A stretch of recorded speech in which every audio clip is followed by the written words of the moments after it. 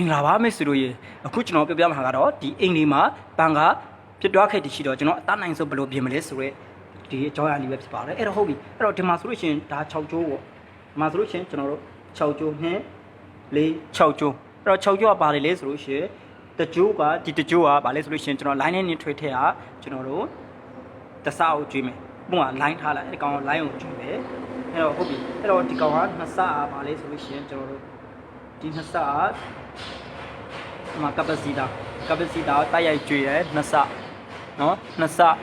တိုးစားဒီကောင်ကပါလဲဆိုလို့ရှိရင်ကျွန်တော် speed line နဲ့ neutral ထည့်ဟာကျွန်တော်တစကိုကျွန်တော်တို့ကစားမယ်ဟာအဲ့တော့ speed 1ကိုလိုချင်တယ်ကျွန်တော် speed 3ကိုလိုချင်တဲ့ကောင် speed 2 speed 1ကျွန်တော်တို့ထိမိပေါ့ okay ဟုတ်ပြီအဲ့ဆိုလို့ရှိရင်ကျွန်တော်တို့ဒီကောင်ကြီး6ကျိုးဖြတ်ရတဲ့အကြောင်းကျွန်တော်တို့နားလည်ပါတယ်အဲ့တော့တချို့ကြတော့5ကျိုးဆိုလို့ရှိရင်ဒီကောင်ကိုကျွန်တော်တို့တိတာဒီလိုဆွဲမထုတ်ဘူးအခုကကျွန်တော်တို့ဒီနှစ်ကျိုးထဲကတကျိုးနဲ့ဒီနှစ်ကျိုးထဲကတကြိုးကျိုးနဲ့ဒီကောင်ကဘုံတူနေတယ်ဒီထဲကနေကျွန်တော်တို့တဆဆွဲယူထားတာအဲ့တော့ဒီကောင်နဲ့တူလဲဆိုလို့ရှိရင်ကျွန်တော်ထောက်တိုင်းကြည့်ပါဒီကောင်နဲ့ဒီကောင်တွေကိုထောက်တိုင်းကြည့်ပါဒီကောင်နဲ့ထောက်တိုင်းโอเคနော်ဟုတ်ပြီအခုကျွန်တော်ပြောမယ်နောက်အခုဒီမှာဒီအချိန်မှာဆိုလို့ရှိရင်ဘန်ကမလဲတော့ခါကြတော့ကျွန်တော်ဒီကောင်တွေကိုကျွန်တော်ဖြုတ်ပြီးတော့ဒီတစ်ချက်ကိုရှာတယ်အဲ့ခါကြတော့ကျွန်တော်ဒီကောင်ကမကောင်းဒီကောင်ဒီကျိုးလေးကမကောင်းဘူးနော်မကောင်းမတက်လောက်အဲ့တော့ဒီကောင်တွေကတက်တယ်ဒီကောင်တွေကကျွန်တော်တက်တယ်အဲ့ဒီဂျိုးမကောင်းတာโอเคနော်ဒီဂျိုးမကောင်းတာအဲ့တော့ဒီဂျိုးမကောင်းတာဘာလဲဆိုလို့ရှိရင်ကျွန်တော်ဒီကောင်ကဘာနဲ့လဲချိန်ထားလဲဆိုလို့ရှိရင်ကျွန်တော်ဒီလိုချိန်ထားတာနော်ဟုတ်ပြီနော်ကျွန်တော်ဒီလိုချိန်ထားတာပုံမှန်ဆိုလို့ရှိရင်ကျွန်တော်ဒီလိုချိန်ထားတာဒီကောင်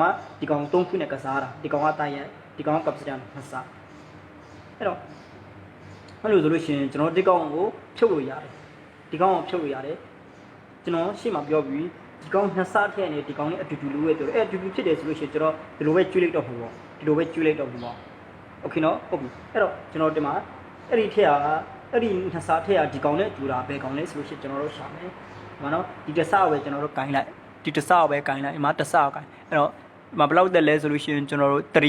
30မှာထားလိုက်နော်ဒီမှာ100မှာထားလိုက်အဲ့တော့3အထိတက်တယ်ကျွန်တော်ဒီကောင်ရွှေ့လိုက်မယ်မ30အထိတက်တယ်အဲ့တော့ဒီကောင်ကပုံများမလားများတယ်နော်အဲ့များတဲ့အပိုင်းကဒီကောင်နဲ့အတူတူပဲအဲ့ဆိုလို့ရှိရင်ကျွန်တော်ဒီကောင်ပြစ်နေဆိုတော့ဒီကောင်မသုံးတော့ဒီလိုသွားမချိတ်တော့ဒီကောင်အောင်ဒီမှာချိတ်လိုက်တော့โอเคနော်ဒီကောင်အောင်ဒီမှာပဲချိတ်လိုက်တော့ဒီကောင်ဘာကြောင့်ပြစ်လဲဆိုလို့ရှိရင်ကျွန်တော်အထဲမှာ fuse ခံထားတယ်ဒီကောင်ကြတော့ကျွန်တော်တို့တိုက်ရိုက်ယူထားတာဒီကောင်ကြတော့ကျွန်တော်တို့ fuse ခံပြီးတော့တစ်စိတ်ယူထားတယ်သူတို့ကကျွန်တော်တို့ coin ဒီ coin တစ်ခုကနေကျွန်တော်တို့ဒီခွာပြီးတော့ယူလိုက်တာ2ကျိုးဖြတ်အောင်ယူလိုက်တာ5ကျိုးဖြတ်တဲ့အကြောင်းကကျွန်တော်ဒီတိုင်းပဲဒီလိုလုပ်တာနော်5ကျိုးဖြတ်တဲ့အကြောင်းကဒီလို6ကျိုးဖြတ်တဲ့အကြောင်းကဒီလို6ကျိုးကြတော့ကျွန်တော်တို့လွတ်လပ်ဒီမှာ line ကိုဒီကောင်ကိုကျွေးလိုက်တာပေါ့အခုကြတော့ဒီကောင်6ကျိုးဖြစ်ပေမဲ့ဒီကောင်မကောင်းတော့လို့ကျွန်တော်5ကျိုးဖြတ်အောင်လုပ်လိုက်တာ5ကျိုးဆိုလို့ရှိရင်ကျွန်တော်ဒီပုံစံဖြစ်တယ်โอเคနော်5ကျိုးဆိုရင်ကျွန်တော်ဒီပုံစံဖြစ်တယ်ဒီကောင်တွေကကျွန်တော်တို့ speed တယ်โอเคဟုတ်ပြီ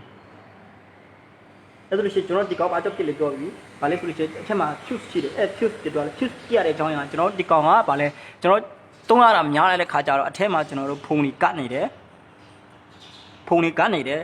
်ပြီးတော့လဲရတာကျွန်တော်တို့ဒီလဲအားမကောင်းတော့လဲအားမကောင်းတဲ့ခါကျတော့ဒါယုံရတဲ့ခါကျတော့ကျွန်တော်တို့ဒီအထက်က fuse ကကျွန်တော်တို့ပြစ်သွားနိုင်တယ်ဘာကြောင့်လဲဆိုလို့ရှိရင်ကျွန်တော်တို့ယုံအားမကောင်းတော့တဲ့အချိန်မှာကျွန်တော်တို့ဒီ MB အများကြီးဆွဲသွားတဲ့ခါကျတော့ကျွန်တော်တို့ပုံမှန်ထက်ကျွန်တော်ကြော်သွားပြီဆိုလို့ရှိရင်ဒီကောင်က fuse ကဖြတ်တောက်ပြီးတယ်အခါကျတော့ fuse ကပြစ်သွားမယ်အဲ့တော့ကျွန်တော်ဒီကောင်တို့ဒီကောင်ကိုမသုံးတော့နဲ့တစ်ကထားလိုက်ပြီးတော့ဒီလိုချင်းတွေသုံးပြီးတော့ဒီထဲမှာကျွန်တော်တို့ဒီဖုံမှုတွေအကုန်လုံးတာရှင်းလုပ်လိုက်ပါကျွန်တော် engine wire နဲ့ CD နဲ့ကျွန်တော်ဒီကောင်ကိုလေအားကောင်းကျွန်တော်ပြန်လုပ်ပေးလိုက်မယ်ဆိုလို့ရှိရင်ကျွန်တော်ရေရှည